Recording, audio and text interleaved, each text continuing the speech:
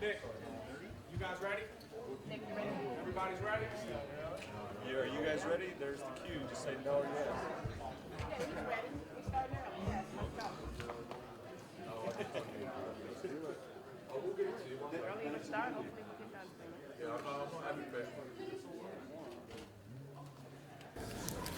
Good morning, everyone. It is Friday, March 2nd, 2019, and you are looking live at the official UFC 222 weigh-in scale. We're about to get underway in a matter of moments. Stand by.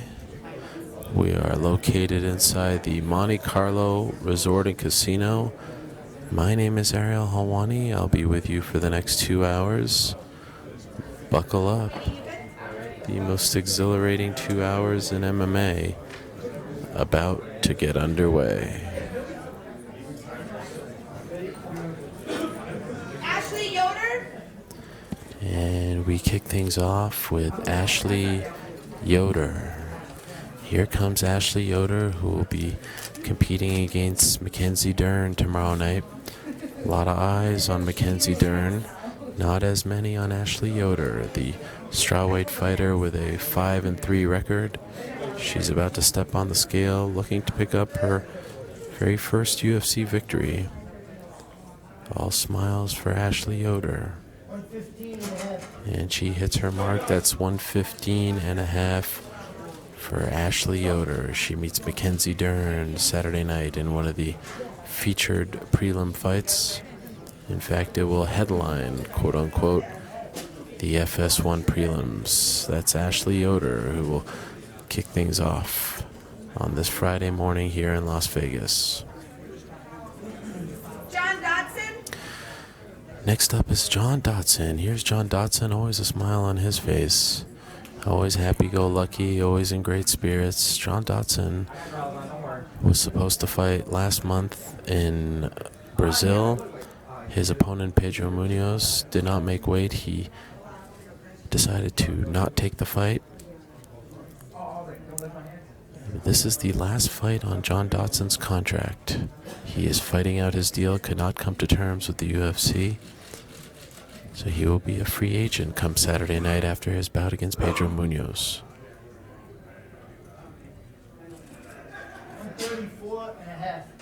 134.5 for John Dodson. All smiles, good spirits. You gotta love it.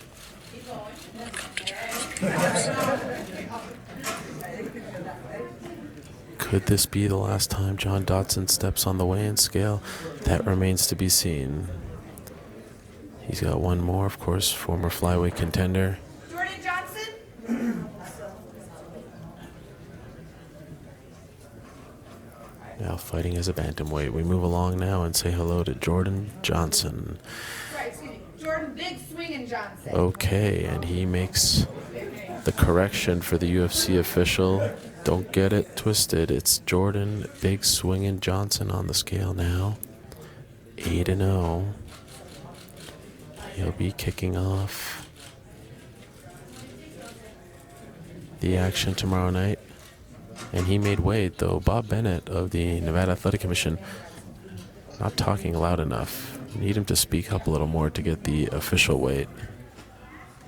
But it looks like Jordan Johnson did in fact make weight. Pedro Muoz. We move along and say hello to the aforementioned Pedro Muoz. Here's Pedro Muoz arriving. He is looking to make weight. Did not make weight last month. He told our own Guilherme Cruz that he made weight as of last night. We'll see if that is in fact accurate this morning.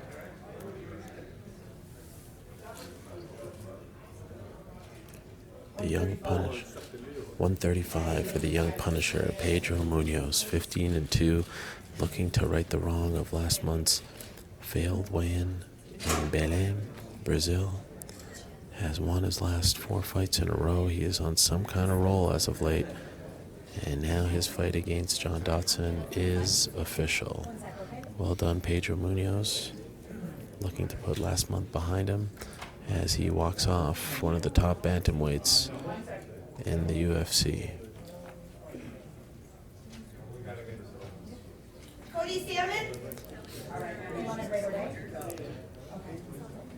Say hello now to Cody Stamen.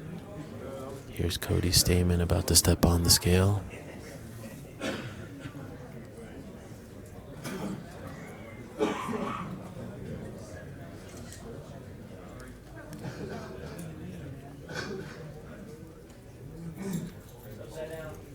Cody Stamen, an impressive 16-1. They call him the Spartan. He is on some kind of roll as well. He has won all his UFC fights. He is 2-0 inside the octagon. He is asking for the towel here as he is about to step on the scale. Lifts a hand up. Bennett tells him to lift the hand down.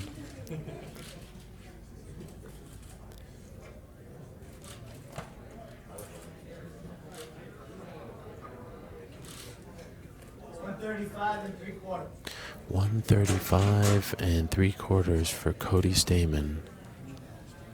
He hits his mark. He will meet Bryan Caraway tomorrow in a very important fight at 135 pounds. This fight taking place on the Fight Pass prelims. Stamen coming off an impressive victory over Tom Duquesnoy. He derailed that hype train and looking to pick up arguably the biggest win of his career tomorrow against the veteran Bryan Caraway. Mike Pyle. And now we say hello one last time to Mike Pyle. Mike Pyle announced on Monday's MMA Hour that he will be retiring after this fight on Saturday. He is saying goodbye after 2 decades in the sport. An impressive 27 victories, 13 defeats, 1 no contest. He meets Otto tomorrow on the Fight Pass prelims headliner. Here's the veteran Mike Pyle stepping on the scale, 42 years young for Quicksand Pyle.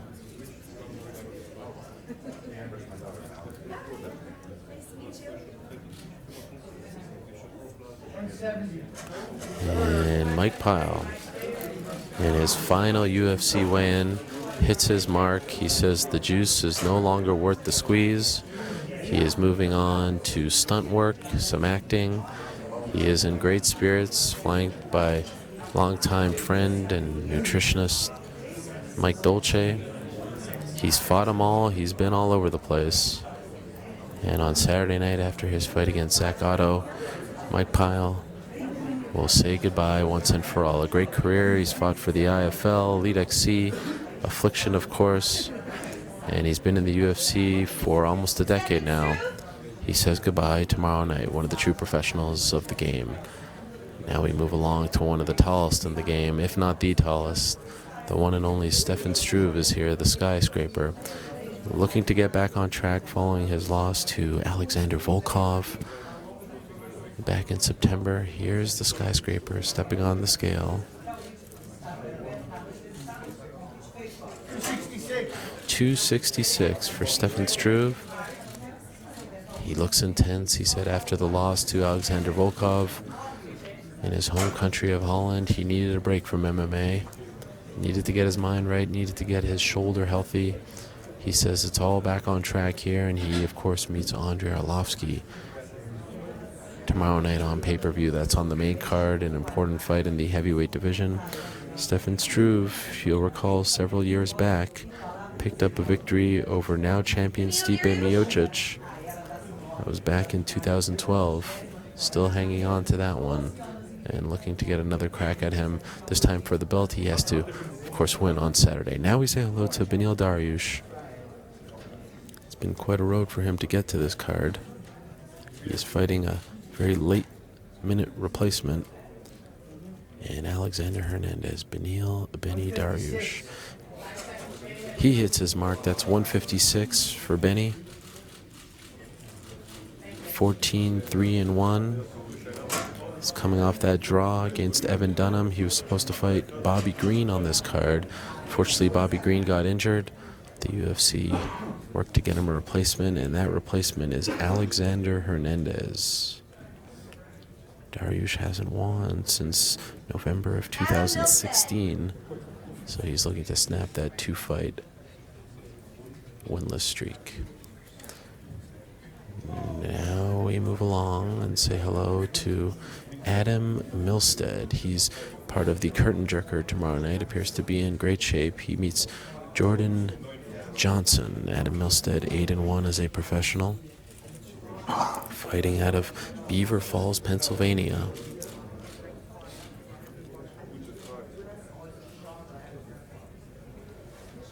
Hasn't fought in 13 months. And Milstead hits his mark. That's 205 for Adam Milstead. Looking very determined. He's coming off a no contest against Curtis Blades back in February of 2017. And prior to that, he won his UFC debut against Chris De La Rocha, but has not won since May of 2016. And now we say hello to the answer, Frankie Edgar, the former UFC lightweight champion, the consummate professional, has not changed one bit since his UFC debut. Humble, hardworking, down-to-earth, determined. He was supposed to headline this card against Max Holloway. Said, all right, after Max Holloway was injured, I'm going to stay on the card. Of course, he hits his mark, doesn't have to. Cut a lot of weight, and he said, who's the next man up? That next man is Brian Ortega. And they will meet tomorrow night in now the co-main event with the title shot on the line. There's no doubt about it. These are the top two contenders at 145 pounds. Frankie Edgar looking to get back in the title picture, looking to become a two-division champion, of course. Was UFC lightweight champion, defeated BJ Penn at UFC 112 to capture the gold. And now if he beats Brian Ortega, the surging undefeated lightweight, Frankie Edgar would get that title shot once again against Max Holloway. And speaking, Brian Ortega, there he is, T-City himself, taking this fight on 1 month's notice. Recently re-signed with the UFC. Got a new contract, appears to be very happy with it. He is undefeated. Steps on the scale. 145.5. And he hits his mark. That's 145.5 for T-City Bryan Ortega, fighting out of Torrance, California. Says he still sleeps on the floor. He remembers the old days when he used to sleep in a house with 14, 15 people. Not always a bed to sleep on, and still, despite his UFC success as of late, feels comfortable on the floor. See if that changes maybe after a win over Frankie Edgar. Certainly would put him in line for a title shot. What a great fight that will be on Saturday night. Moving right along now, we say hello to one of the great characters on this card. Here is Sugar Sean O'Malley, the one and only Sugar Sean, 9-0 as a professional, of course a product of the Dana White Contender Series show.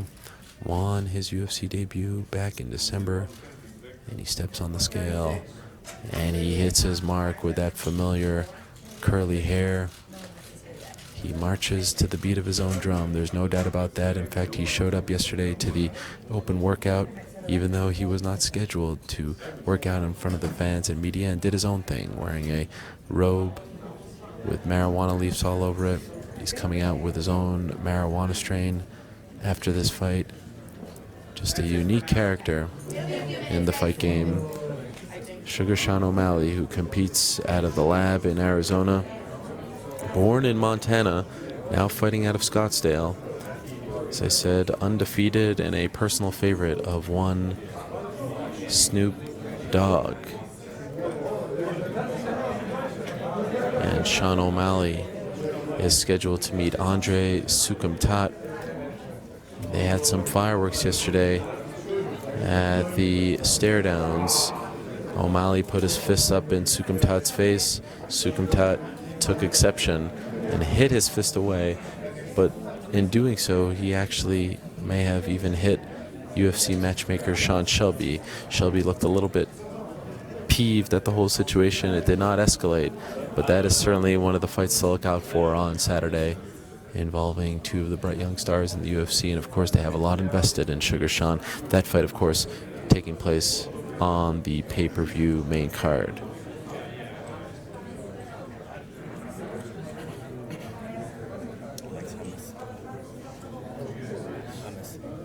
And he is, of course, a big fan of hummus. We spoke about that yesterday. Who isn't a big fan of hummus? Although he did say, surprisingly, that he's getting a little tired of hummus these days, which I find to be just shocking. How could you be tired of hummus? One of the great dips in the history of dips.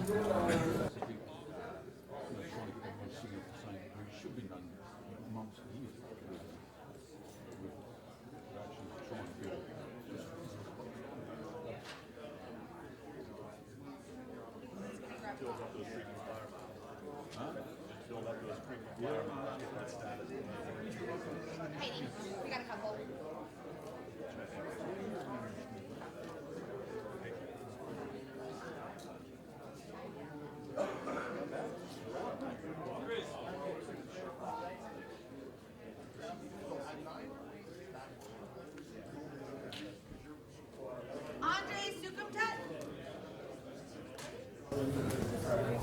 Speaking of Andrei Sukham Todd, now here he is, the man himself.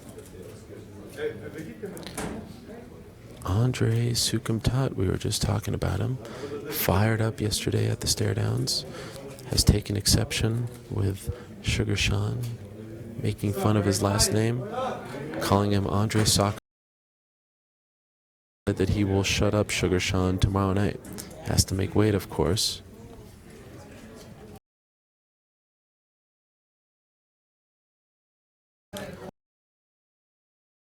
For Andrei Sukham Todd, the Asian sensation, 12-5 as a professional.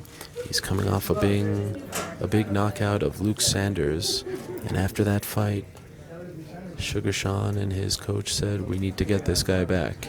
Luke Sanders, a friend. They said, "All right, Cris Cyborg. this is the man who's next up." So that fight is in the books, and now how about this? Here comes the reigning defending UFC women's featherweight champion, the one and only Cris Cyborg, arguably the greatest female fighter of all time. She single-handedly saved UFC 222. She steps on the scale, always intrigued when she weighs in, 19-1 as a professional.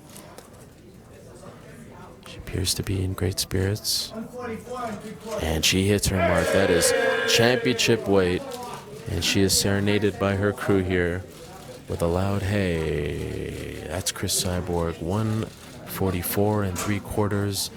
That means that the champion is official for tomorrow night's card. We await the arrival of Yana Kunitskaya, but the UFC was desperately looking for someone to headline this card. They needed a champion after Max Holloway pulled out, and wouldn't you know it, they called upon their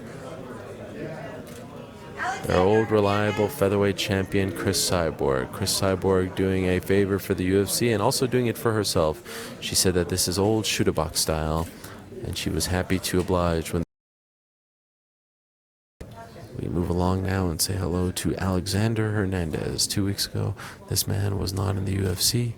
Now here he is, about to weigh in and getting set to fight one of the very best lightweights in the world. Alexander the Great Hernandez, 8-1 as a professional.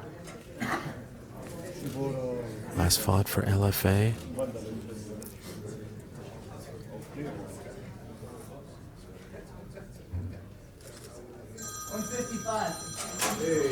$155 for Alexander Hernandez. What a professional he is. Takes this fight on 1 week's notice against one of the very best. Was supposed to fight actually on Sunday against Des Hill at Fury FC.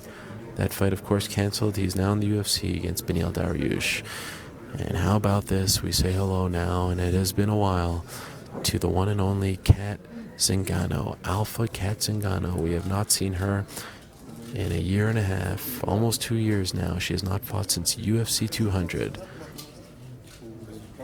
She has been through hell and back, but a determined, focused, inspirational fighter 135 and a half.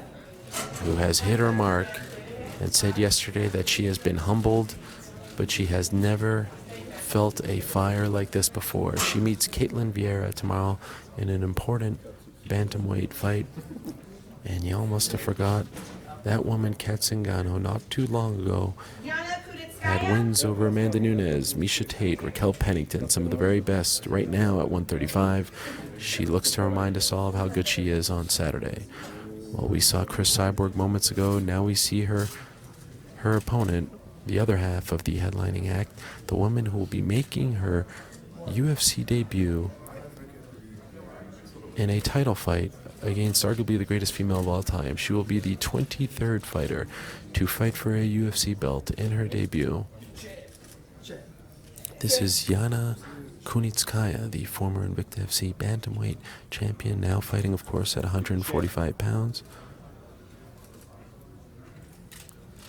144. And she hits her mark. That's 144 for Yana Kunitskaya. This is all very new for her. She has never done this before. She is Russia's own, and what an amazing opportunity for Yana Kunitskaya, making more money than she's ever made before. And how about this? She is flanked by former MMA fighter, veteran of the sport, Joey Villasenor, a glimpse at the past and future of Jackson Wink. A great story there. Yana Kunitskaya is official. Now we say hello to Hector Lombard, the former Bellator middleweight champion. Good to see him back. His inclusion on this card flying under the radar, and he is being flanked by the former UFC fighter Valerie Letourneau, of course now a member of the Bellator roster. Here's Hector Lombard, born in Cuba. 185 and a half. He hits his mark. That's 185 and a half for Hector Lombard. He has not won a fight since March of 2014. You have to think this is do or die for Hector Lombard. We last saw him back in September when he lost to Anthony Smith. Prior to that, he lost to Johnny Hendricks. Prior to that, lost to Dan Henderson. Prior to that, lost to Neil Magny. Prior to that loss, had a no contest against Josh Berkman. His last win, March of 2014, against Jake Shields. How about that? Jake Shields, of course, no longer in the UFC. This is a man who was once a terror at middleweight. For whatever reason, show weather has not been able to get things going. And it appears as though he may get one last chance on Saturday against CB Dollaway. Two veterans going toe-to-toe. That's on the FS1 prelims. A very important fight for the former Bellator middleweight champion. Moving along here at a blistering pace. Always appreciated. Zach Otto. And we say hello now to Zach Otto.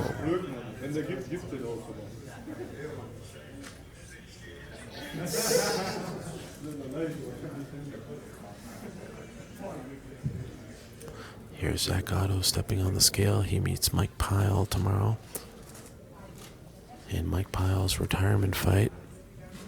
171. And Zach Otto hits his mark, a former trader on Wall Street, a former stock market broker, 15-5 as a professional. The barbarian Zach Otto coming off a loss back in November to Li Jingliang, the Leech, and looking to pick up another UFC win, his third overall, tomorrow in Mike Pyle's retirement fight. Well, we just said hello moments ago to Hector Lombard. Now we say hello to his opponent, the veteran CB Dollaway, stepping on the scale, 16-8 as a professional. He hits his mark. That's 185.5 for CB Dollaway. He's coming off a win over Ed Herman at the Ultimate Fighter 25 finale back in July. Says he's still dealing with the back injury that he suffered back at UFC 203 in that faulty elevator in Cleveland. And appeared to be a little winded here this morning, but he does make weight, and that means that fight is official. Saying hello now to Bryan Caraway. Bryan Caraway is here. Boy, it's good to see him again. It has been a while since we've seen Bryan Caraway. In fact, it's been almost 2 years. Last time we saw him, Memorial Day 2016. A great win over Aljamain Sterling. He's had some bad luck since. 2 fights canceled. But he's back now fighting against Cody Stamen. 135.5. 135.5 for Bryan Caraway. 21-7. As a professional, Kid Lightning saying he's not feeling the love going into this card. He has been through so much since we last saw him. Of course, a litany of injuries. Broke up with his longtime girlfriend, Misha Tate, which received some press. And looking to put all that behind him, the last 2 years behind him, as he tries to reassert himself as one of the very best at 135 after that win over Aljamain Sterling, which was his second in a row and 4th in his last 5 fights. It appeared as though he was on the cusp of doing great things, but then it was one injury after the next that derailed his momentum, but he's appearing to be in great spirits and just hit his mark. So this appears to be a break in the action. We have a chance now to catch our breath, and believe it or not, it is 9:22 a.m. Pacific time. And we only have 3 fighters left to weigh in. Those 3 fighters are Andrei Arlovski, Caitlyn Fierro, and the one and only Mackenzie Dern. Mackenzie Dern, 5-0 as a professional, making her much anticipated UFC debut. So much hype, so much buzz surrounding Mackenzie Dern. She has only been fighting for a year and a half. She made her professional MMA debut back in July of 2016 for Legacy FC. Fought for Legacy twice, then fought for the rebranded LFA twice, fought once for Invicta back in December, and then they bumped her up to the big show. She has been getting paid by the UFC a stipend, sort of a prospect training camp farm system type of thing. They've done this with Cris Cyborg as well. The UFC brass just felt, well, we might as well allow her to develop under our umbrella so she can get that shine. She is no stranger to the spotlight. She is no stranger to the big show. She is one of the greatest, if not the greatest, female BJJ practitioners of all time. And she says that she feels more comfortable on the big stage, that it was a bit of a transition for her mentally to go from the big stages of Brazilian Jiu-Jitsu to the small stages of regional MMA. So she welcomes this change. She welcomes the opportunity to fight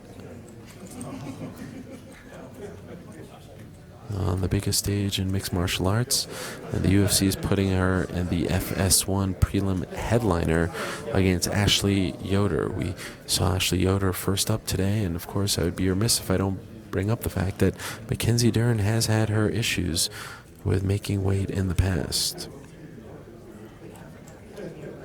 She did hit her mark in her last fight. She was 115.9 in Invicta.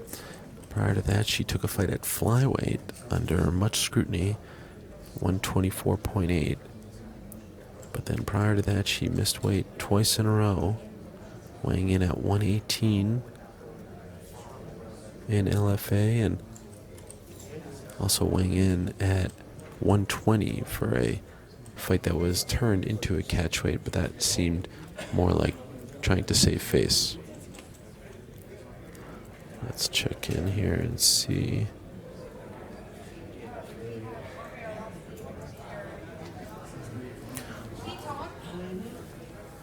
In addition to Mackenzie Dern, we await the arrival of Caitlyn Fierro, who's undefeated in the UFC and making a lot of noise about wanting a title shot if she wins. And of course the veteran Andrei Arlovski, who recently got back on track against Junior Albini. Didn't want to talk about Junior Albini's attire yesterday, but appeared to be in great spirits. Now a member of American Top Team, of course.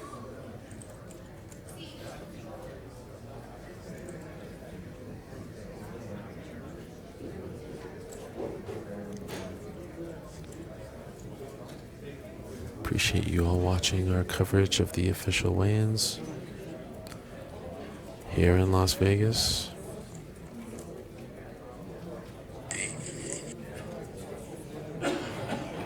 As we get set for UFC 222. Of course, the last time we were here for a March pay-per-view, it was UFC 209.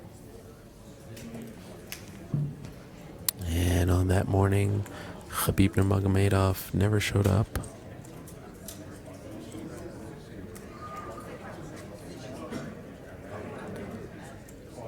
Never made weight, and his fight against Tony Ferguson was ultimately canceled. That was a major blow.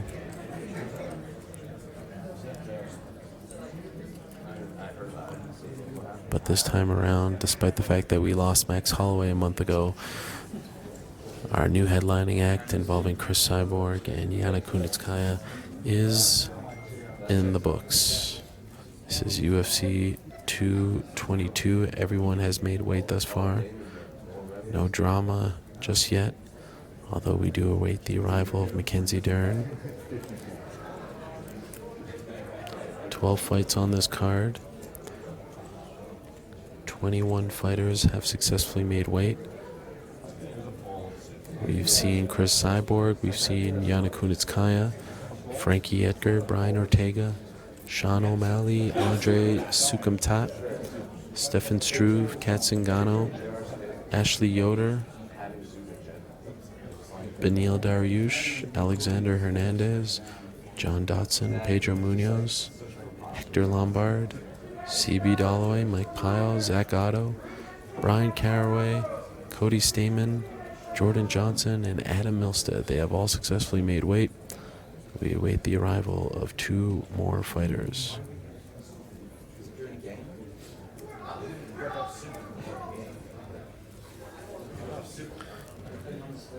Of course, 100 numbered events ago, it was UFC 122. And it's interesting to note that that wasn't a pay-per-view. That was one of the final numbered events that aired on Spike TV. Back in the Spike TV days, they would air numbered events from Europe or overseas, but usually in Europe, if not all of them in Europe. And they would air them via tape delay on Spike TV. UFC 122 was one of those events. It took place in Oberhausen, Germany, November 13th of 2010 at the Koenig Pilsner Arena.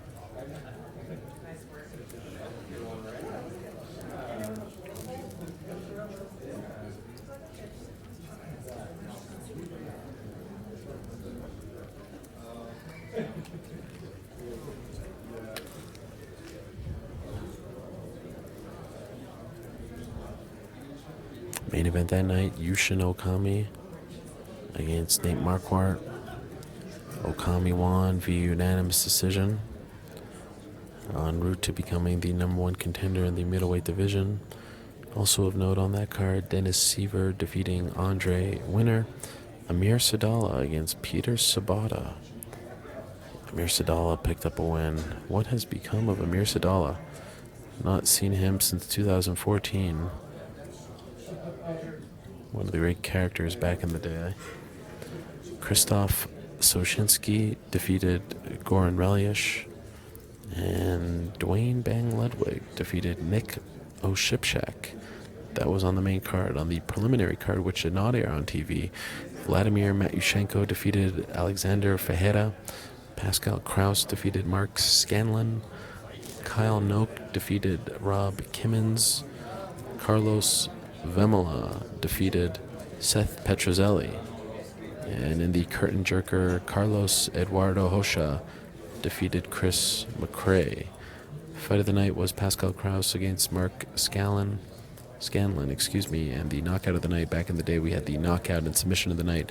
Knockout was Carlos Vemola, and submission was Dennis Sieber. Being told that Mackenzie Dern, who does have 90 minutes left, being told that she is still cutting weight, has less than a pound to go.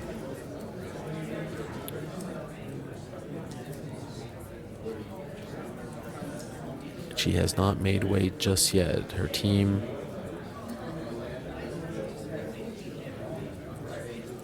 is confident that there will be no incidents, no drama, but as of right now, she has not hit her mark. So we await the arrival of Mackenzie Dern. Andrei Arlovski, we suspect,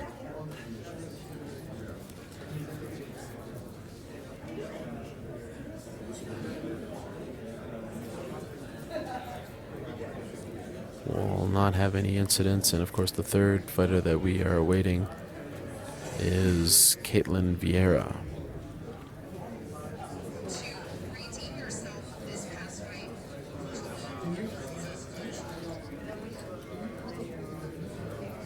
Some questions about whether or not hummus is a dip or a spread. I've always considered it a dip. It is something I like to dip into. It's not really something that I like to spread on sandwiches or pita bread. When I get pita, I dip it in to the hummus. I don't spread it on the hummus. People are asking me why I called it a dip as opposed to a spread. Let's see what our friends over at Wikipedia have to say. They say that hummus is a Levantine dip or spread. Sitting on the fence. Wikipedia is sitting on the fence. It, of course, is made from cooked mashed chickpeas or other beans, blended with tahini, olive oil, lemon juice, salt, and garlic. It is phenomenal. If you have never had hummus, you are missing out. You're not living your best life. And I question what it is you are doing with your life if you had not tried hummus yet. Esther makes her own hummus at home. Our own Esther Lynn makes her own hummus at home. Only the greats are able to pull that off. Only the greats. Including my mother, makes her own hummus. It takes special skill to make it, but I've always believed that hummus is a dip as opposed to a spread. Oops, sorry. Hummus dip or spread? Let's see what the world has to say about this.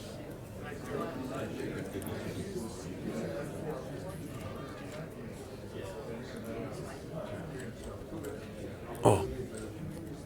The Guardian says, if you think hummus is a dip, you've been doing it wrong. Get out of here, Guardian. What does the Guardian know about dips?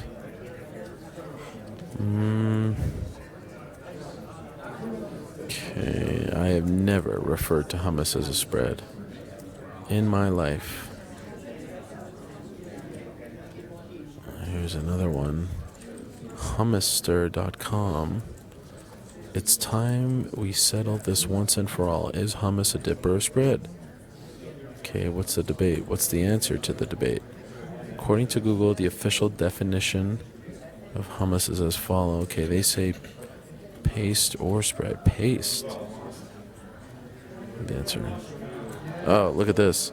Talk about sitting on the fence. Hummuster says, we have the answer. Hummus is whatever you want it to be. It all depends on how you eat it. I mean, really.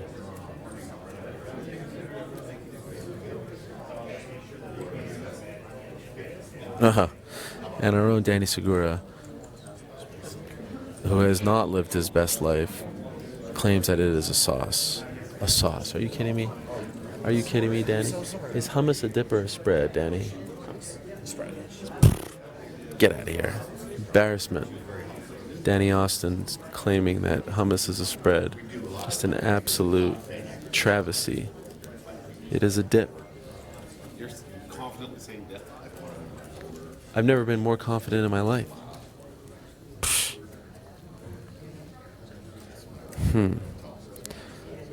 Alex Chambers is weighing in. She claims that it's a spreadable dip. She's the smartest person here. So we'll go with her. Quite frankly, that seems like you're sitting on the fence, Alex. No, you can spread it. You don't spread hummus. Is hummus a dip or a spread? Brian Martin. It's a dip, but it is a fantastic on a turkey sandwich instead of any kind of mayonnaise or anything like that. Try it. You don't dip that. You don't dip that sandwich into the hummus. You spread it. No. See? At its core, you can use it in many different variations, but at its core, it's something that you take pita and you dip. Absolutely. Vegetables, pita, absolutely. It's fantastic too. So it is a dip. To me, it is a dip, but it can be used as a spread. Well, that just shows its versatility. Absolutely. It's But fantastic. at its core, its foundation. It's a spread. I have never taken a knife and spread hummus on anything in my life. In my life. Try it on a turkey sandwich. Turkey sandwich. Horrendous. No. I feel sick to my stomach. How dare you? You want to hear something else interesting? I would love to. Boar's Head has a dark chocolate hummus. Dark chocolate. A dessert. Right. And it's, of course, it's a dip, but strawberries, whatever you want to dip into it. Is it made of chickpeas like normal hummus? Yes, with dark chocolate. Dark chocolate. Yes. First you tell us that you spread it on turkey. Now you mix dark chocolate in your hummus. What are they doing in Los Angeles, Brian Martin? We are enlightened. We are ahead of the curve. Right? I mean, we Tried this dark chocolate hummus. It's in my fridge. I haven't tried it, but I haven't tried it yet. You purchased it recently. I saw that and I bought it right away. You haven't felt the need to try it. It's only been a couple days. Okay. Well, it might expire soon. Now it's got. Usually you got a month or so. The dark chocolate probably gives it a good. Please try that and report back and let us know how bad it is. I will let you know how fantastic it is. I mean, dark chocolate and hummus. I mean, come on. Here's Chuck Mindenall weighing in. Hummus is a dip, but I like to use it as a spread on wraps with a normal, fresh, cold cut and spinach. There we go. Ugh, spinach makes it even worse. That's fantastic. Better than lettuce. I probably eat hummus, no joke, 4 to 5 times a week. Yeah. I have never put a knife in the hummus and spread it on anything in my life. 35 years, going on 36. Never. You haven't lived life yet. No. The way it is presented in that little thing is perfect for dipping. I agree. Well, We're on the same page, I feel like, for the most part, We are, except we for are. the chocolate and the turkey. we are. And if you want to really go off on a tangent here, the knife, horrible utensil for spreading, a spoon. What? Stop it. Spoon. Spoon. Well, do you really spread things with a spoon? Usually not, but sometimes it's the best way. Look, when there's a little bit at the bottom of something, a knife is so frustrating That is true. I will concede, but it's not my first choice. because it's been ingrained in our head. You see all the commercials, all the ads. It's a knife. I'm telling you, In general, for everything, like peanut butter and jelly, you use a spoon to spread? no, of course not. I use a knife. But if you think about it, a spoon makes sense. It's too rounded in the back. You can't spread properly. I mean, I guess you can go in like this. Well, you turn your wrist. Yes, of course. I mean, it makes sense. Jelly. If you're making a peanut butter and jelly sandwich, how many times do you have to go back into the jar for your jelly with a knife? I've never really thought of it that way. I can buy This this. is great because now he's going to think the dark chocolate hummus might be right. No, I'm not thinking about that. And certainly not the turkey and the hummus sounds like a very strange mix in my opinion. But I got What's it. your favorite hummus flavor? Plain. I'm a plain guy. I like a little spice, but I'm an old school guy. I don't like these like roasted red peppers and all this stuff. Stuff. You like that? Look, life is all about trying things, variety, roasted garlic, roasted pine nuts, roasted red bell pepper. But there's some really heinous ones out there too. No doubt about it. A lot of strange ones. Some of like the the more mainstream brands like Sabra and stuff. I don't really like those. There's some other brands, like there's a new one that I tried. Oh, what is it called? Is it Heart or something? Forget. It's yellow. It's phenomenal because it has a little spice. But to get the really good hummus, you got to go to like a Lebanese restaurant and get like the homemade stuff, not the packaged stuff. Farmers markets. Farmers markets, yes. And they'll give you a great deal. They got it there in the bin, in the ice, and you buy a couple, and they'll give you the pita, and it's a one-package deal, one-stop shopping. You know, my mother is born in Beirut, Lebanon, so she would make us hummus all the time. I mean, homemade hummus. This is God's food. Right. This is God's food. And so when I hear you kids trying to put dark chocolate in it, I don't put dark chocolate, but I saw that, and it's... You support these ideas. Well, yes, we're radical left in LA. Yeah. We're crazy. We're crazy folks. Which company made that? Boar's Head? I didn't even know Boar's Head makes hummus. Right, ahead of the curve. Boar's Head. Do they make original, like just plain hummus as well, or just the crazy hummus? I believe they have the plain hummus. You got to start plain, and then you branch out. But yeah, why not? I mean, I will report back when I get home Sunday, and I'm sitting there watching the Oscars because I'm one of those Hollywood wackos, right? Yeah. I will tell my daughter, Marissa, get the dark chocolate hummus. I can't wait. Full report. I want to see it in the Daily News on Monday morning. I don't know if I want to put that in the features section. I don't want to make my debut in the features section, and it's not going to find a home in sports, obviously. But what would you like me to try with the dark chocolate hummus? Pita. Pita? Just pita. What else? No, just pita. I'm a pita chip cracker guy. I'm not really a carrot guy, things like that. Okay, so I've seen, not that I've bought, they have like cinnamon sugar pita chips. Not your thing. Not with hummus. What are you, crazy? That's not a dessert. I know. Maybe with your dark chocolate. That's what it just came to mind when you said pita chips. I'm like, well, maybe that would work because I'm not going to do like a garden vegetable. Yeah, no, you can't do that. It's a little weird. But yeah, I think it could work. I think Danny has some information for us over here. From the Guardian. Yeah, I know. Forget the Guardian. I read that already. They're wrong. They are wrong. I read that. They are 100% wrong. Let's see what America has to say about this. The Guardian. People are weighing in. Lots of people weighing in on the dip spread debate. Right. I do appreciate Desru on Twitter saying that thank you for using YouTube because no one uses Facebook anymore. This is a battle that I've been fighting for quite some time. The old guard on our site wants to use Facebook. Who uses Facebook? Just a bunch of like communists on Facebook, right? Well, people my age. You use Facebook? Rarely, not as much anymore. I don't. My friends still do, my family still do, but I've just kind of So many problems come from Facebook. Well, yeah. But you, what I like is if you got someone who's out there, you just block them or you unfriend them. Because look, I don't drive around listening to talk radio that I don't want to listen to. Sure. So why should I put it on my Facebook feed or my Amen. Twitter? So, you're in control of your own. People get frustrated with Facebook. That's up to you. You want to read that garbage? Up to you. Well said. That's Brian Martin of the Los Angeles Daily News weighing in on the choices you can make as far as spreads, dips, and social media. A lot of wisdom here this morning. We're covering a lot of ground. Earlier up here we were talking about J.R. Smith and throwing the soup. Yes. Do we know what kind of soup it was? It's a hot topic. I saw the news earlier, but I have not confirmed. It's not my beat, but I feel like he's a butternut squash kind of guy. Boy, a good clam chowder might. You think they're selling clam chowder in Cleveland? They're not selling clam chowder there. Well, if they are, you got to at least hope it's New England clam chowder, right? It just seems like the kind of place where you don't want to buy clam chowder. With all due respect to the good people of Cleveland, it doesn't seem like a great market for clams. What might be a nice soup to throw is a good mulligatawny. Well, it's one thing to have the soup just to throw it, or to have it. You know what I'm saying? I don't think he bought the soup with the intention of throwing it. I think he was enjoying it and then threw it out of frustration. You would hope not. What a twisted mind to be like, I'm going to buy this soup because it's the best projectile. But when we considered Smith, he either nailed Damon Jones. Think of all the salt content that's in soup. You get that in the eyes.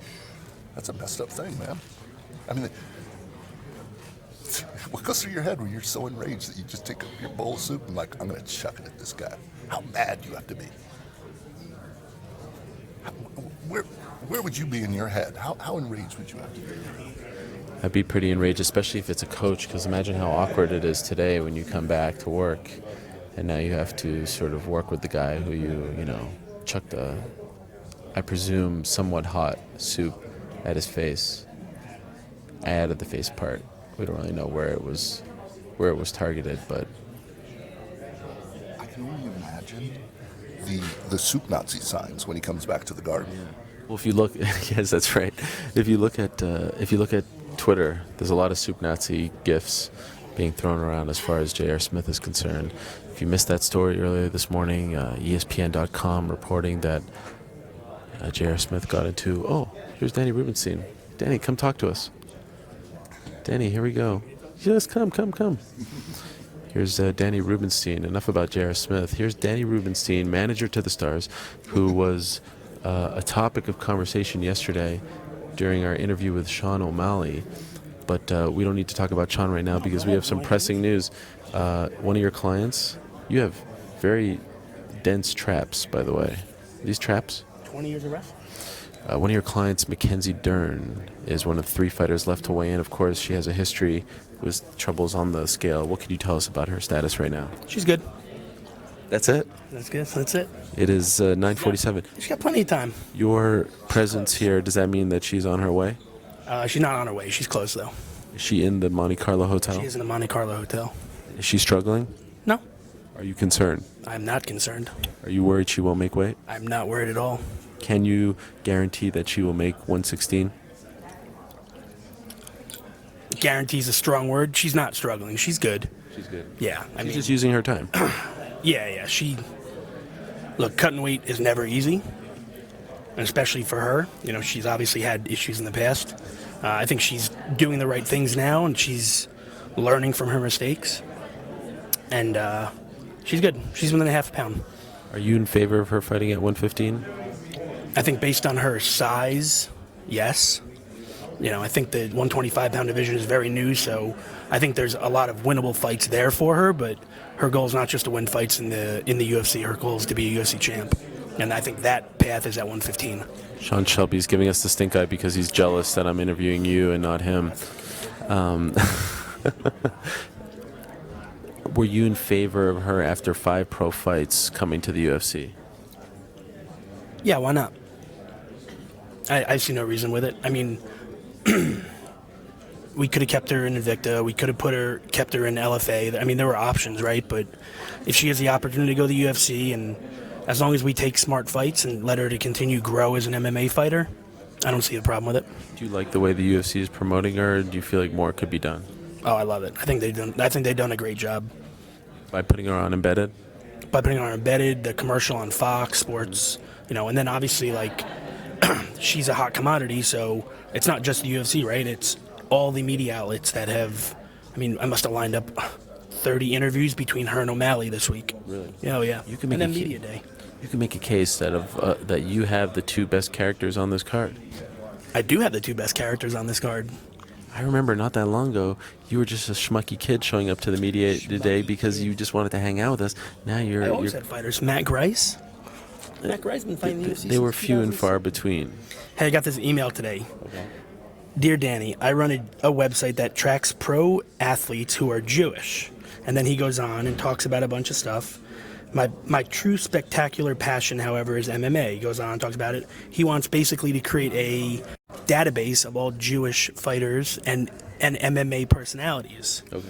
So here's what he has, right? Jewish fighters: Noad Lahat, Mati Horensen, Marina Shafir, Hayam Ghazali, and then fighters who may be Jewish. Ready for this one? Scott Holtzman. Is he Jewish? No, he's not Jewish. Damn it. Managers who may be Jewish. Daniel Rubenstein. Yeah. Broadcasters. Do you know? Me? Nope. Damn it. You fall under. Hold on. John Anik. Is he half Jewish? He's half Jewish. Okay. Yeah, he's half Jewish. Reporters, Ariel Hawani. There's a specific category for reporters. There is a specific category, and then there's trainers, coaches, and he has nobody listed. What a website Are there this? any? Not that I know of. I don't know. It's the worst idea I've ever heard. Worst. It's like 8 Support people. Our kind. Yeah, no. Jewish baseball news is JewishBaseballNews.com. Your kind? Yeah, our kind. What did you tell him that it was a bad idea? I didn't write back yet. I've been kind of busy. Yeah, of course. It is a busy week for you. They appear to be getting ready for someone to show. Oh, I thought it was going to be Mackenzie Dern. It's Caitlyn Fierro. John Anik takes exception with your half Jewish. Okay, we'll get back to you, John. Stand by. Here's Caitlyn Fierro showing up. She meets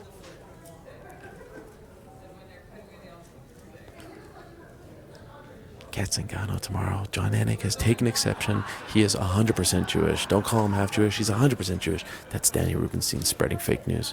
Anyway, back to Caitlyn Fierro. Here she is on the scale.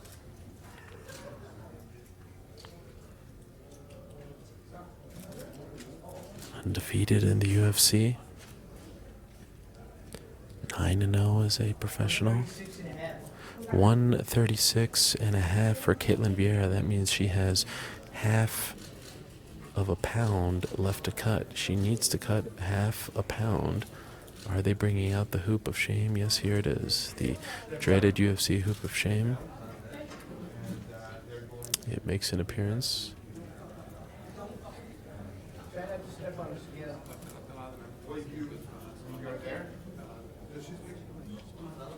Here comes the hoop of shame. They are explaining to Andrei Pedanaris, of course the head man at Nouveau Niao, about this situation, what Caitlyn Fierro needs to do.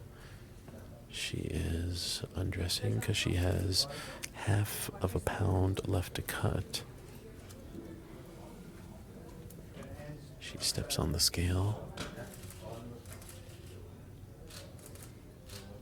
Bob Bennett checking out the scale.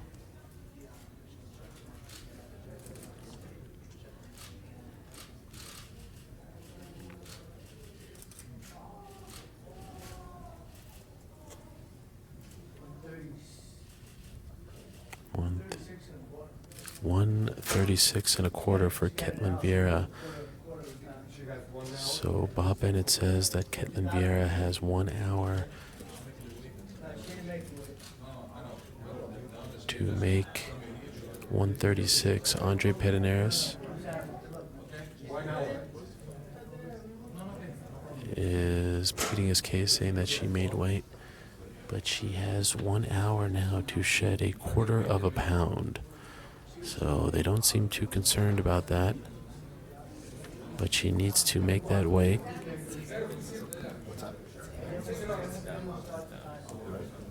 A little bit of confusion here because of the language,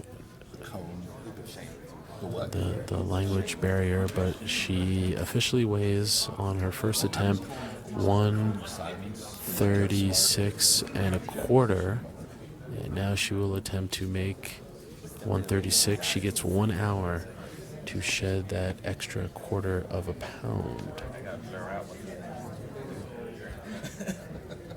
Right. Right.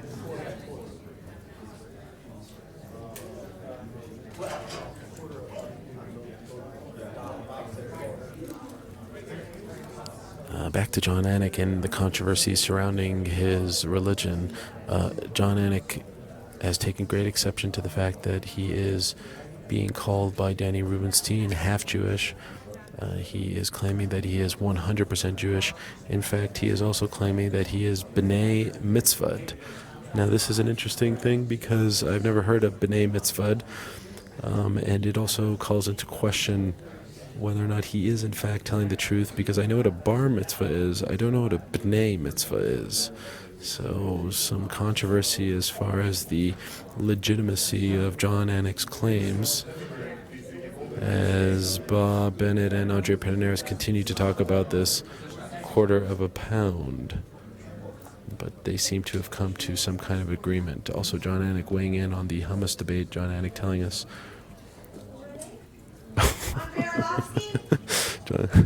John, oh wait, pause that thought.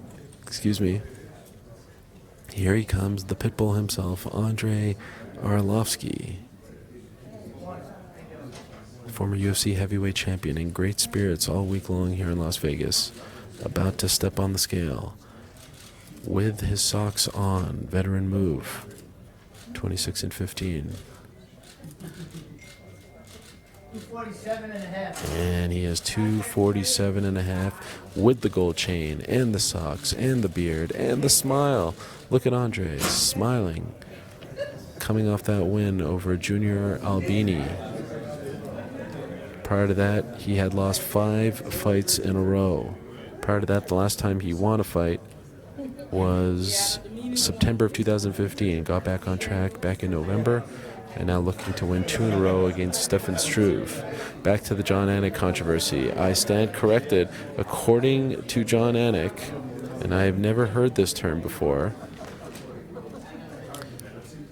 Oh, I just need to check in with my crack staff.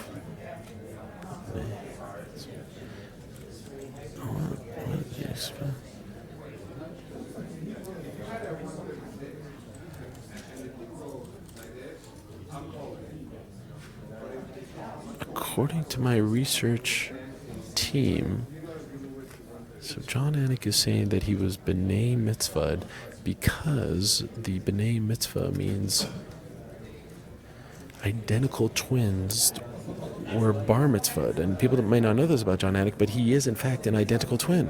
So he is saying that there were 2, of course, because he has a brother, and they were bar mitzvah at the same time, making it a B'nai Mitzvah. In all my years, I have never heard of this. I just thought it was multiple bar mitzvahs.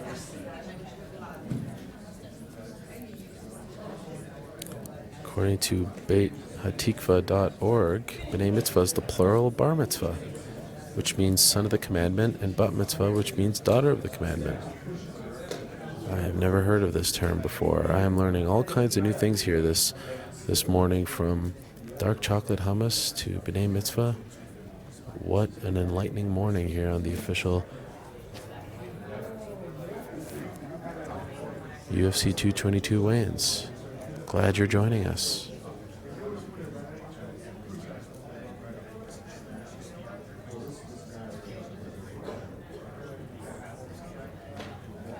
Some great controversy. Also, as I said, Mr. Anik weighing in on the hummus debate. Yes. So clutch. That I tell you something about that, Jon Anik. So clutch. Hope is the name of the hummus with the yellow. Oh. Have you heard of Hope? I have not. Maybe that's an East Coast thing. Maybe. I'll look for it. Hope. Fantastic. It's got a little spice, a little kick. He also says that Sabra is awful, and I agree with that. Yeah, that seems to be the one that's out there. Actually, Boar's Head. Blah. I'm telling What's you. wrong with you? Sabra was actually called back for there was some kind of food poisoning. You remember that? Right. Hard to get over that. It's really hard to move on from that. But it's happened to so many produces over the years that we still go back. Yeah, but Hope, man, that Jon Anik, he's a man of many, many talents. Yeah, I mean, he's just always there when you need him. It's unbelievable. Casey had a suggestion. Do we have like an unofficial/official name for that female towel contraption? I call it the hoop of shame. I almost think it's unfair because we just call it a towel for guys. Yeah, well, I actually think they should use that for the guys too. What do the guys need towels for? They never get it right. After what most of us see, yes, I agree. Especially us on the side of the scale here. I don't see why they don't just use it for both. That's not a bad idea. And then they can all... Because then they weigh in afterwards. They pose off, they do their thing. Right. Wearing shorts. Right. And if you're going to... If you have it there available, just use it. And if you're going to have a somewhat negative connotation, which it is a little embarrassing to have to use it, at least it's fair for both genders. I agree. For guys, very gender neutral. For guys, it's a towel. I think that's crazy. I mean, that's discrimination towards the men. Well, or do we go towel of shame? It's certainly a towel of shame, because you see, if you're sitting where you're sitting, I mean, I don't need to tell you about Cody Stamen moments ago. It's a little too much, especially if this, well, at any hour. Yeah, at any hour. Yeah, right. Yeah, I hadn't even finished my coffee. I mean, come on. Yeah, be nice to have a coffee, I'll tell you that right now. Oh, I know. Your water got spilled. Yeah. You know what? The line at Starbucks out here was outrageous. And as we were headed to it at about 8:15, a guy walked by with the greatest tip. You go to the restaurant and you get your coffee to go. Yeah. That's what you did. We walked back, and It's a veteran move right there, Brian. it's clutch. I wish I had come up with it. I can't take credit. No one would know otherwise. I can only share the knowledge. Well, that's Brian Martin of the Los Angeles Daily News sharing some wisdom, some pearls of wisdom here this morning. Of course, it is now 10 a.m. Pacific time, and we are awaiting the arrival of one more fighter.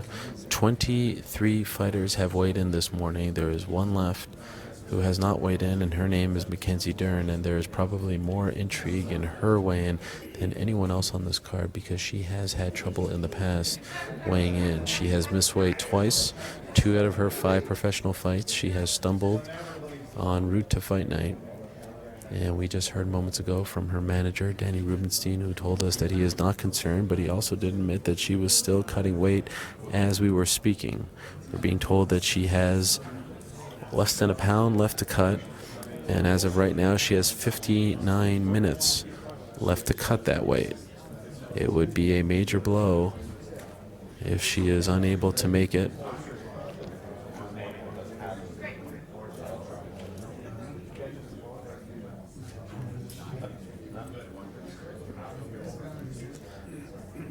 So we await the arrival of one Mackenzie Dern. Here's Dude Man Bro Guy weighing in, saying that hummus can also be a spread, but only when enjoyed by identical twins. And I feel like that is a great concession. I'll give credit because I didn't know what to expect from Dude Man Bro Guy. We often eat hummus with rice. Like we have hummus and then rice. Yeah, I eat it with rice. It's on the side. I do that sometime. In fact, I did it yesterday. I dip the rice in it though. That's sort of mix it. I made the unfortunate choice of going to the buffet yesterday, and let me tell you, one of the worst decisions in my life. First of all, it was overpriced. Who can eat that much food? And you pay in advance, and the problem is you feel like I have to eat as much as I paid, as opposed to just buying one plate and eating that, and you're content. I kept going back, and then midway through I had a huge stomach ache. None of the food was really good. I really regret it, and it was too expensive for all you can eat. And I'm not much of a buffet guy. Maybe the second one I've been to in Las Vegas in all my years of coming here. There's a lot of people very anti-buffet because of the people standing over. You can put up all the germ guards you want. It is a little gross, but shouldn't it be fair? You get to walk through first and be like, "Can I try a little bit of that?" No, it's crap. I don't want to pay this for your buffet. I didn't even think of the germ aspect of it all, and now I feel even grosser. Thank you, especially with this flu going around. I don't know what I was thinking. I was tired, I was hungry, and I decided to go, and I think I could say confidently that I'll never go back. Which buffet? At the Aria. Oh, wow. Very nice. It wasn't very nice. The hotel. You know what we discovered, Hans Gutnick and I discovered last time we were here? Chin Chin at New York. Fantastic Chinese restaurant. Really good. That is a famous Chinese restaurant in New York as well. And they've got a few in Southern California. Oh, they do. And yeah. Is that the restaurant that the Kardashians like to go to that was featured on the O.J. Simpson FX show? Did you see that? People versus O.J. Simpson? Believe it or not, I am anti-Kardashian. Well, I didn't watch it because of the Kardashians. They made a cameo. Yeah, I really don't recall. You saw them make an appearance, you just turn off the show. I just don't pay attention to them at all. I'm going to find this out right now because I do believe, and maybe you have a lot more in common with the Kardashians than you think. Chin Chin Kardashians, as we of course await the arrival. this whole conversation's off because of the computer. Right. Yes, the Kardashians do like to frequent. Every Father's Day, Robert Kardashian would take his children to Chin Chin. Yeah, they have one in Marina Del Rey we used to go to a lot, and it's fantastic. But our other stop, and it's worth the cab ride, is going over to Mandalay Bridge to Re-Ra Irish Pub. Fantastic. Fantastic.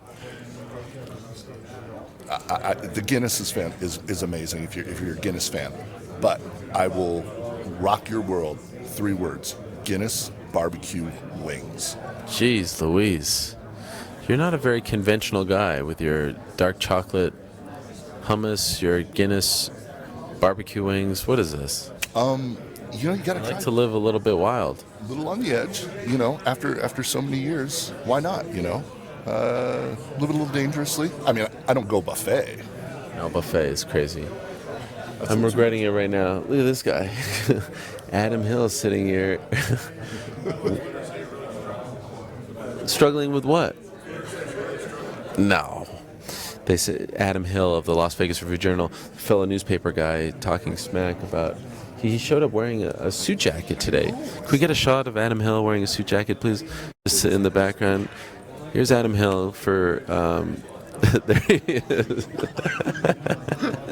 Adam Hill wearing a suit jacket here this morning. You know it's a big event when Adam Hill is wearing a suit jacket. Adam Hill, who's still.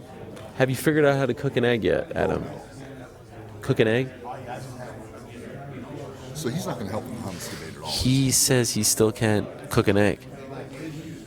Let's find out. Let's get an update, because many moons ago on the weigh-in show, Adam Hill made the revelation that he did not know how to cook an egg. Have you figured out how to cook an egg yet? Why would I? As I said, yes, I order them if I have to get them. Yeah, of course. Why wouldn't I? How did your speech go, by the way? It was great. Thank you for asking at the UNLV School of Law. What a speech it was. They told me it was one of the all-time greats. Lawrence Epstein was there last week. First of all, nobody told you it was one of the all-time. No one did. People tolerated you for a while, Yes. and then probably started looking around like, why is he here? And it's time to go. Yeah. I heard that I think there's people that we know that were in there. A member of the UFC PR staff was there, Chelsea Sullivan. I'm waiting to find out exactly. She actually only stayed 15 minutes. She left. She had another class, which actually ended up being a blessing in disguise for many reasons. That's what she told you? I'll explain later why it was a blessing in disguise. We may have talked about some uncomfortable topics. Oh, no. You know what? What's interesting is that as soon as I heard that was going on, I was actually with another member of the PR staff, and I was like, that's going to be part of this discussion. So I thought it was very interesting. I'd say it was 90% of the discussion. Yeah, that's what I figured. So Yes. But no, it all worked out. Here's Danny Rubenstein here. Want to go find out what's going on with Mackenzie Dern? There's Danny. He looks a little nervous. Well, yeah. I mean, I heard there was some work still being done. So yeah, she's the one person we're waiting for. So She's got 53 minutes to go. That means you have 53 minutes to go. Of time to fill. I could talk about the great history of the Vegas Golden Knights. I could talk about Vontae Davis. There's a little powwow going on here between Danny Rubenstein and Sean Shelby. Should I go ask them what's going on? Let's go ask them. Let's go find out what's happening with Danny Rubenstein and Sean Shelby. Just trying to find out here. Here's Sean Shelby, matchmaker extraordinaire, who wears a beard. Very nice, I might add. Sean, we're live now on the official weigh-ins. Danny Rubenstein, manager to the Stars. Really developed, I think, into one of the great managers in our sport. Ruby SC. Any update on Mackenzie Dern? We've got 53 minutes left. Anything you want to... Is she coming? She's going to make it. Okay. Sean, are you nervous? Mackenzie? Did you get punched in the face yesterday by Andrei Sukham? No, chest. Chest, okay. Sean's very... There was a time where Sean did interviews in the WC days, but now that he's gone corporate in the Endeavor era, he doesn't like to do interviews as much. I think she gets right. Better matchmaker. I saw Andre at the PI last night. We had a laugh. You guys are good? You guys are good? Mick Maynard or Sean Shelby? He asked me who the better matchmaker was. I think I have more guys with Mick, so I'm gonna say Mick. Okay. I'm going with Rich Chow. Yeah, if he ever called you that. Yeah. All right, so there's the update right there. You heard it there first. They are still confident that Mackenzie Dern will be making weight. Of course, Sean Shelby doesn't like to talk on camera, part of the Zuffa policy, where for some reason the matchmakers can't talk. Oh, here's Rich Chow. Just texted me as I just mentioned him. That is bizarre. He just texted me a picture of Dominique Wilkins. How about that? Who would have thunk it? Rich Chow. That is so bizarre. I just mentioned his name, and there he was.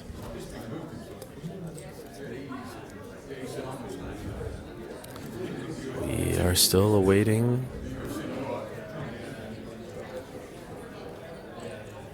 the arrival of one Mackenzie Dern as we approach 50 minutes.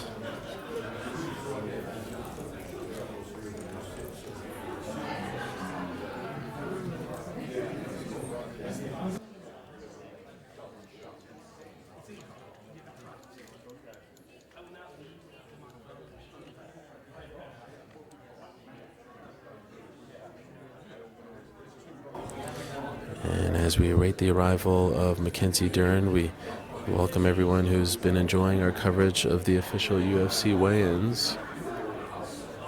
We've got a packed crowd here. We are inside the Monte Carlo Resort and Casino on the Las Vegas Strip. It is right across the street from the T-Mobile Arena. This hotel is currently under construction.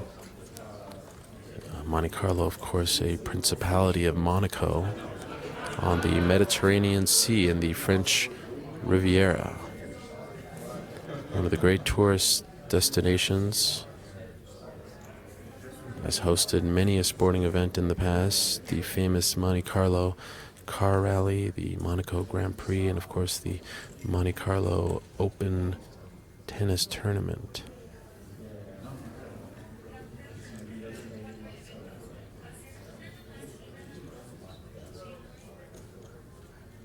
It is a beautiful place. I had the pleasure of visiting Monte Carlo once many moons ago.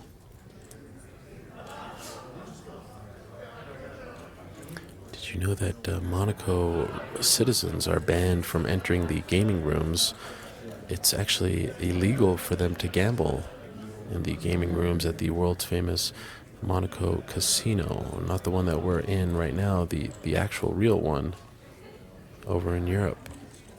That casino has hosted the annual European Poker Tour.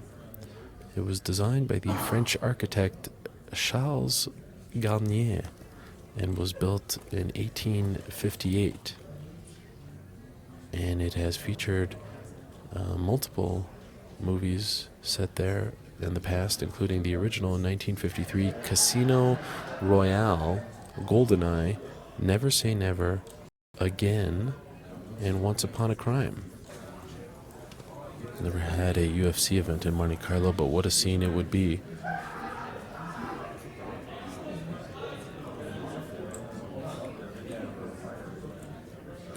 According to Wikipedia, the permanent population of the ward of Monte Carlo is about 3,500, while that of the quarter is about 15,000.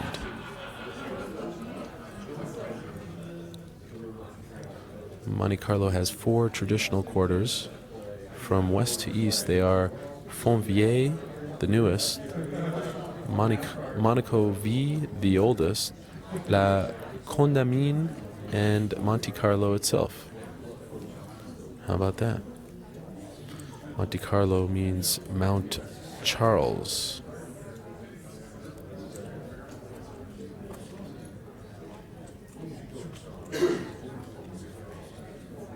Some notable people who call Monte Carlo home: Bono of U2 fame, Novak Djokovic, the tennis player, Richard Dunn, the former Irish footballer, Milos Raonic, tennis player from Canada, one of the great tennis players right now, Caroline Wozniacki, another tennis player of Denmark. Those are some of the famous people who call Monte Carlo home. It is 10:15 a.m. Pacific time here in Las Vegas, another UFC event in Las Vegas.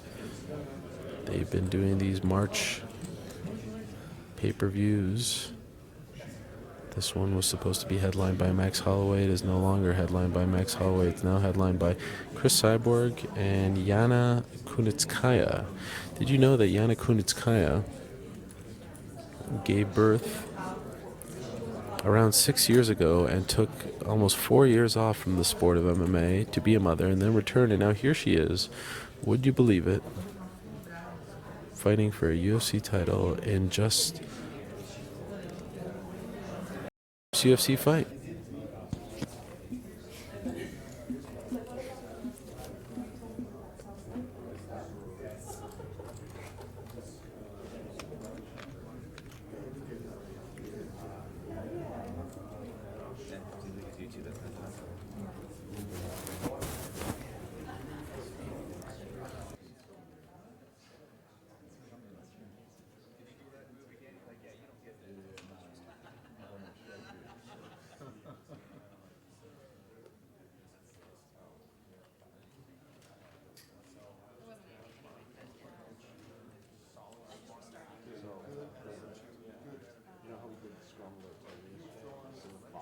It on and off real quick. It's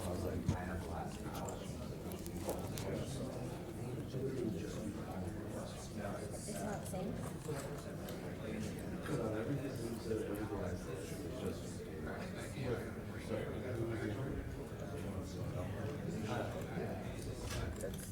It's still live.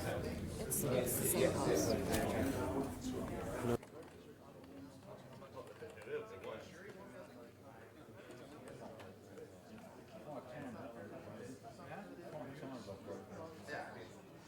Why you swear it off is beyond me too.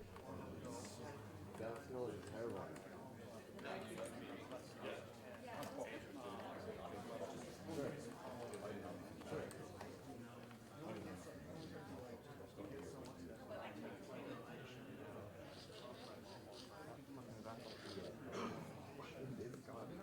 I'm never gonna get fighted.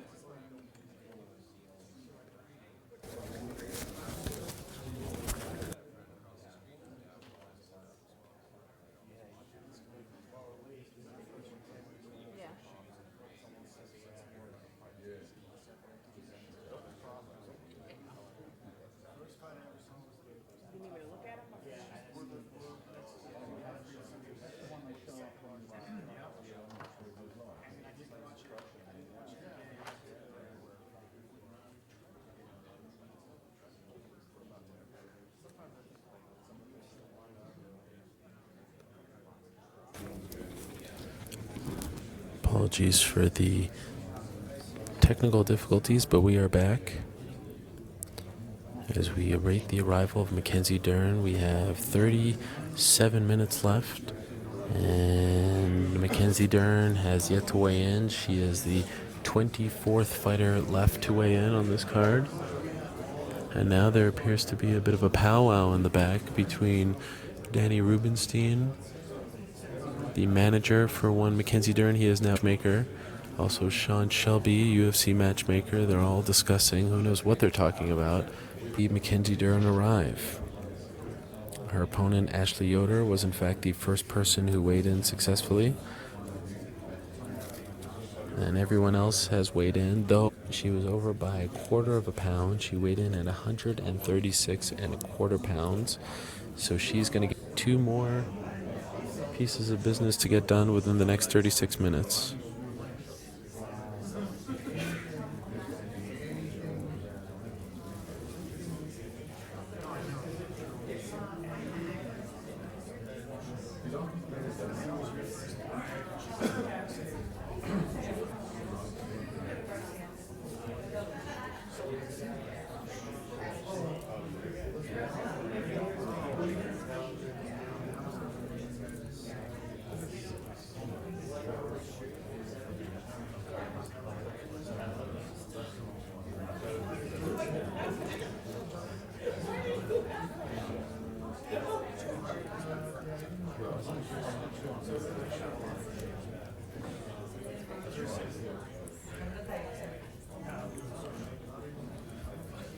We were learning about the history of Las Vegas courtesy of our friends over at Movado.com.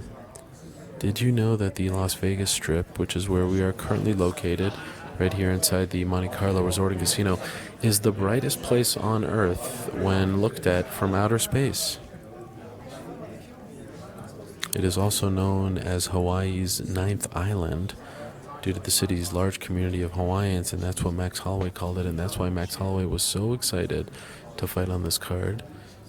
Still recovering from that ankle injury, hoping to return later on this year.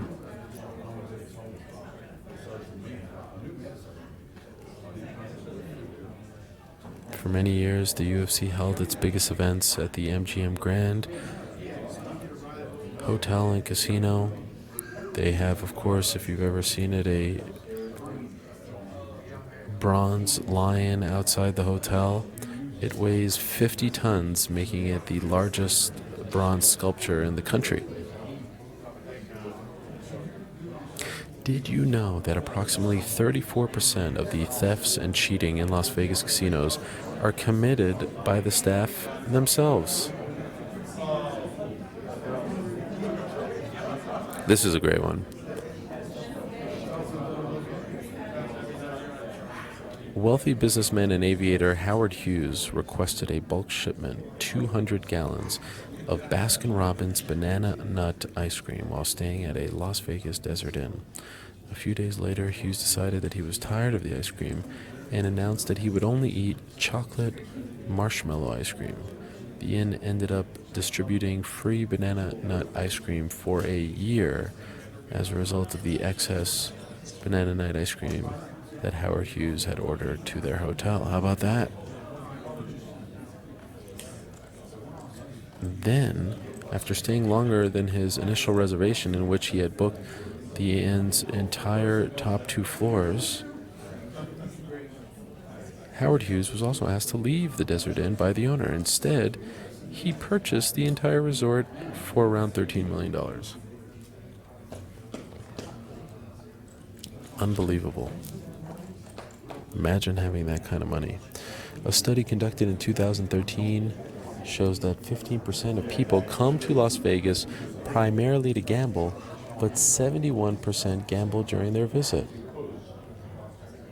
Interesting.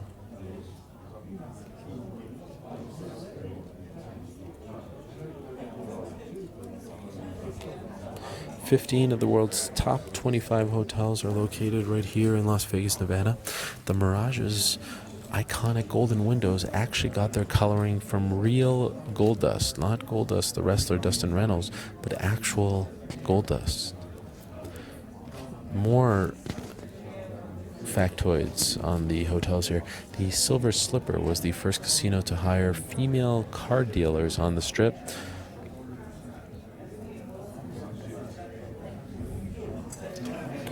And at 1,149 feet, the Stratosphere Las Vegas is the tallest freestanding observation tower in the nation. How about that? They also have black books here, and that is a list of people who are banned from setting foot in any casino in the city. Thankfully, no one in this room is in the black book, at least that I know of.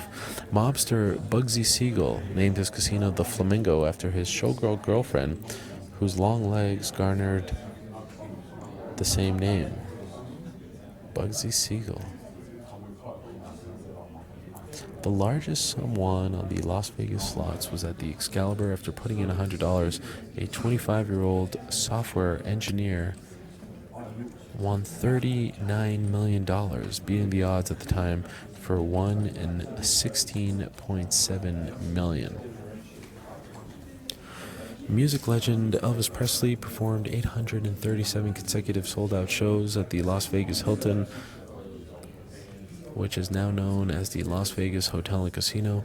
The Luxor Las Vegas Sphinx, a recreation of the Great Sphinx in Egypt, is 101 feet high, and it is actually larger than the original.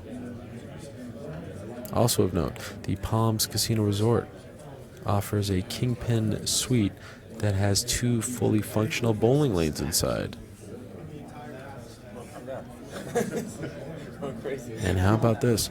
The shrimp consumption in Las Vegas is over 60 £300,000 per day, higher than the rest of the nation combined. They love their shrimp here in Las Vegas. There's no doubt about that.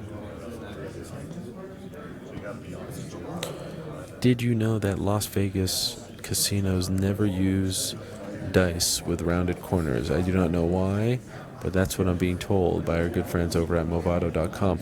Also, the Neon Cowboy outside the Pioneer Club in Las Vegas, at the time it was erected, was the largest mechanical sign in the world. How about that?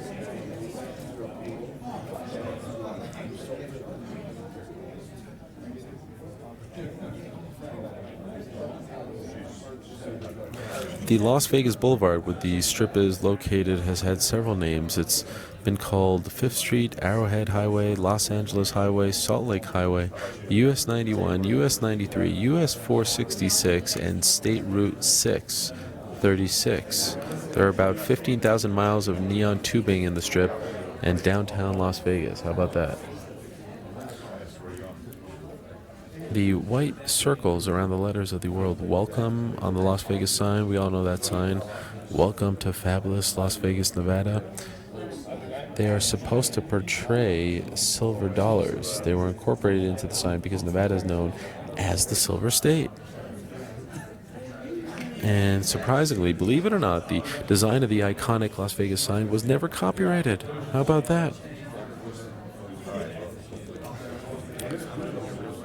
Speaking of money, the Wynn Las Vegas was the most expensive hotel and casino in the world when it first opened.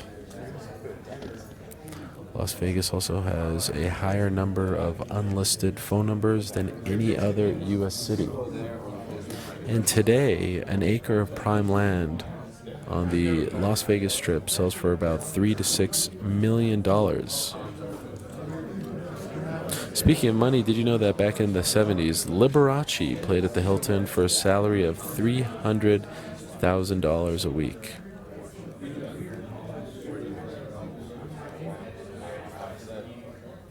Also, speaking of the MGM Grand, it is the largest hotel in the country and the second largest in the entire world by number of rooms. Also, did you know that in some Asian cultures, the number 4 is thought to be bad luck? For that reason, some hotels in Vegas have no floors that start with the number 4.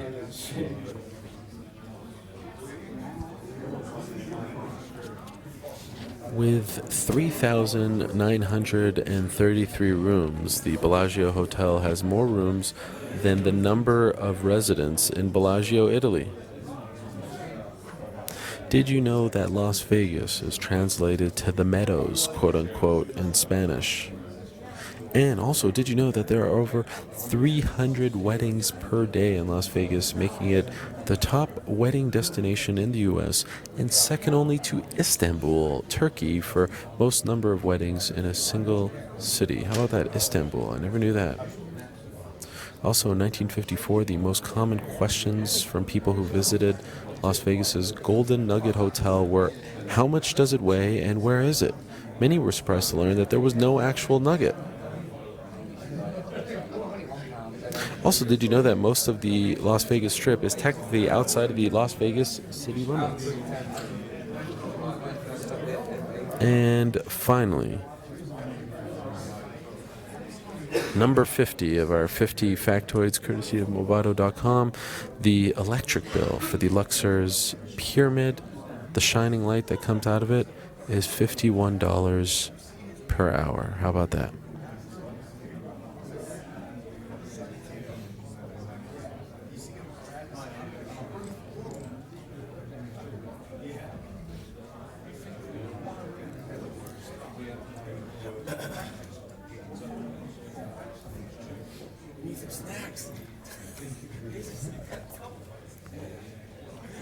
It is 10:35 a.m. Pacific time, and we await the arrival of Mackenzie Dern. Still not here.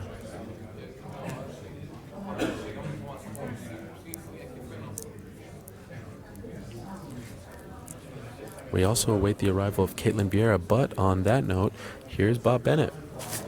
So usually when Bob Bennett of the Nevada Athletic Commission arrives, usually that means business is about to pick up. Is it Viera or is it Dern? Certainly more intrigue in the arrival of Mackenzie Dern, but it is unclear who is coming in right now. Caitlyn Fierro? And it is Caitlyn Fierro. Caitlyn Fierro looking to make weight. She weighed in at 136 1/4 pounds. She needs to shed 1/4 pound to be a 6. For Caitlyn Fierro, she is proud, she is content, she is determined, she is happy, she is good to go for tomorrow night.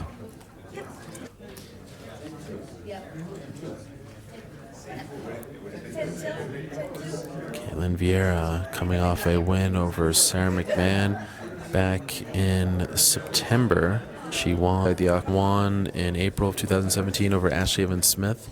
So she is 3-0. She fights out of Brazil, of course, part of Team Novo União. You see the great Andrea Pederneiras with us, a member of the UFC's Mackenzie Dern to arrive at 10 to 11, which is in 13 minutes from now. I understand the stream froze while Caitlyn Fierro stepped on the scale. She did make weight.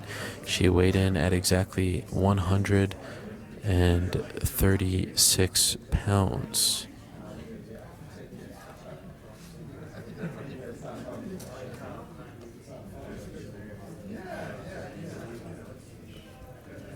So she is good to go, and that means there's just one fighter left to weigh in. Her name is Mackenzie Dern. It always seems to work out this way.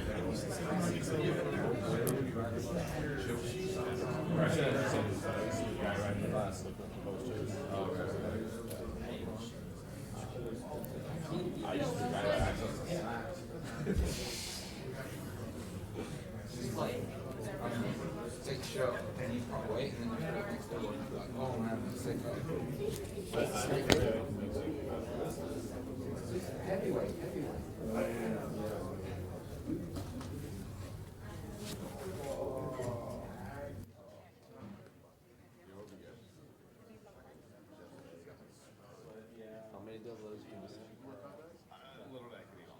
That's too much. Eat what? Devil egg. Devil egg. I'm talking the snack thing.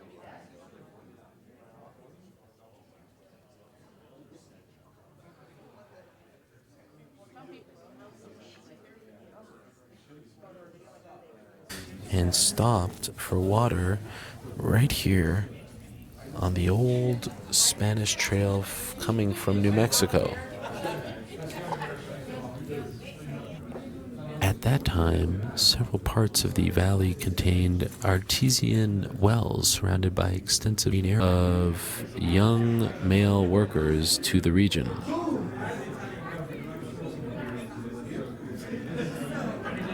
They had so many young male workers here, they started to build theaters and casinos for them, largely built by the mafia. Electricity from the dam also enabled the building of many new hotels along the strip. And we're being told that Mackenzie Dern is on her way. She is coming down now, so buckle up. We are about to find out if Mackenzie Dern is going to make weight in her UFC debut, her first time stepping on a UFC scale. Everyone waiting with bated breath for the arrival of Mackenzie Dern. Here she comes. We're being told she is on her way, moments away from stepping on that scale. 5-0 as a professional, 24 years young, born in 1993, born in Phoenix, Arizona. She's currently fighting out of Phoenix, Arizona. She fights out of the MMA lab, home to the likes of Benson Henderson, Sean O'Malley, John Moraga, many others. They call her Megatinha. Of course, her father was once a great BJJ practitioner, got her into that world, and now she's making the transition over to the world of mixed martial arts. As I said, 5-0 as a professional. She has not been competing for even 2 years at this point. Made her debut back in July of 2016. Fought for Legacy twice, then LFA twice. Then she made her lone Invicta appearance back in December, and then was brought over to the big dance. UFC, she meets Ashley Yoder tomorrow.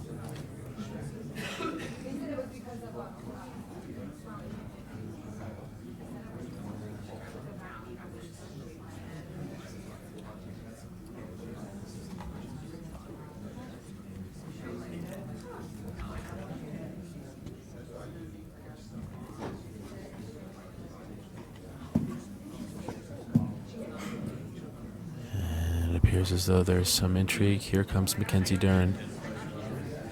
She is on her way. Everyone's perking up. We await her arrival. Dern, the debut by Courtney Casey, the UFC veteran. She has been 16 pounds for Mackenzie Dern. She is good to go, and that means that UFC 222 is good to go. All 24 fighters have made weight. All 24 fighters are official. She gives a hug to Mick Maynard, who she once fought for in UFC. We're happy about that. Everyone happy to see her make weight. Everyone happy that everyone has made weight. We appreciate you watching our coverage of the official UFC 222 weigh-ins. We'll be back later for the ceremonial face-offs and also our official preview show. For now, though, we shall say goodbye. Thanks so much for watching. I'm Ariel Hawani from here in Las Vegas. We'll see you later on for our continuing coverage of UFC 222. Oh, wait, maybe it's the other one. Hold on, let me double check. I think I might have been the wrong one. Oh, yeah, I gave you the wrong one. Yeah, just tell them, just look at the dates and the clips before they do. You don't want to go to the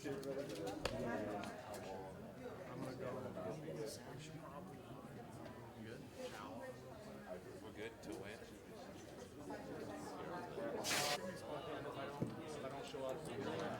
I appreciate that a lot, actually.